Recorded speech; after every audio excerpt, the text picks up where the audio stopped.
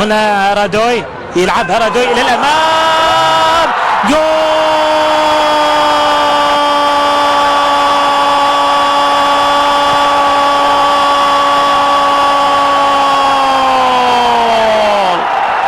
جول، هذا ما نتحدث عنه. لي يونغ بيو يسجل هدف ثالث. لاحظ رادوي لعبها بشكل ممتاز وجميل ليأتي الاستكمال من جانب اللاعب لي يونغ بيو، اللاعب الذي يسجل هدف المباراة الثالث لمصلحة نادي الهلال.